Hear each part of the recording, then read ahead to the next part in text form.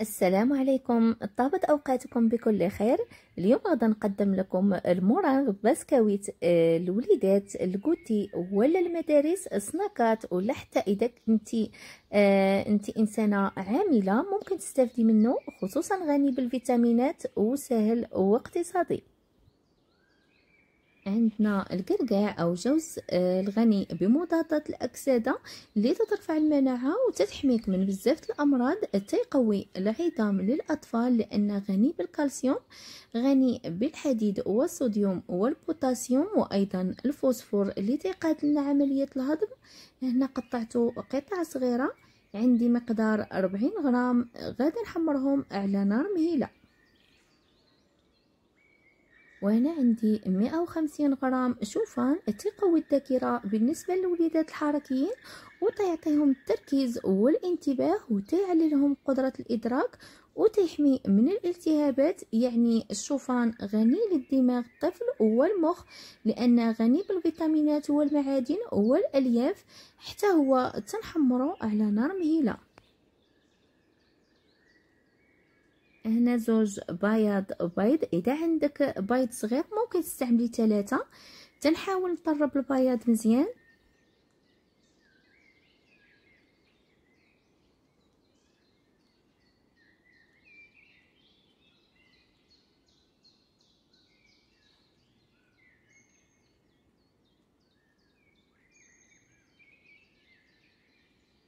ومن بعد تنبقى نضيف له 130 غرام سكر، ولكن تنضيفه بالتدريج وانا تنطرب.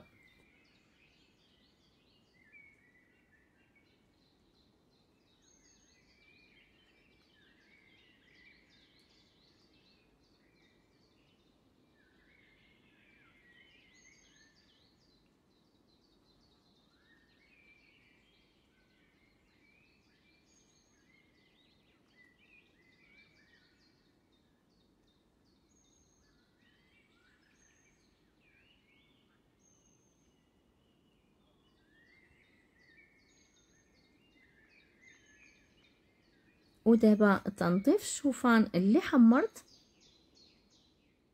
وهنا تنضيف القرقاع اللي حمرت حتى هو.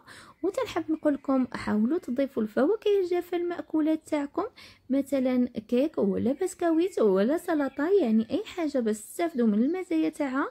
بحال وصفتنا اليوم ضفت لها القرقاع لانه غني بالفوسفور اللي تيجدد الخلايا وتساعد على انتاج البروتين، تعزز المناعة لأن فيه فيتامين أ وجيم وهاء وكاف، وتعزز أنسجة الدماغ لأن فيه فيتامين ب6 وب1، وفيه الدهنيات اللي تتقوي القلب وتتقلل الالتهابات.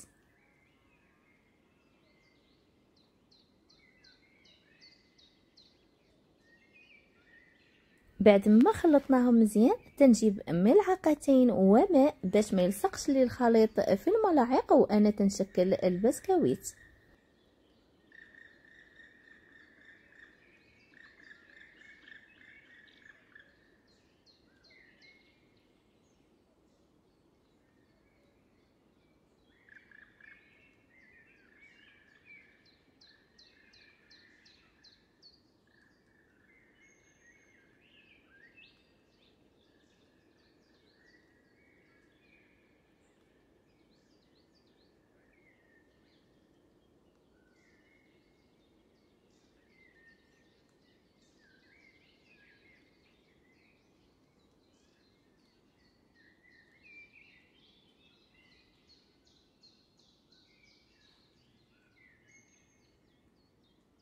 ودابا بعد ما ساليت ندخلها الفران على درجة الحرارة 120 أو 125 درجة لمدة 25 دقيقة.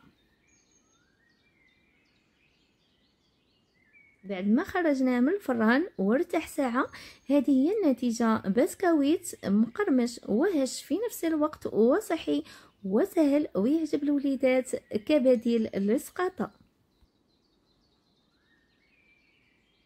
ودابا وصلنا لنهاية الفيديو، تنحب نقول لكم شكرا على المتابعة وحسن المشاهدة، ودمتم بخير وسلامة.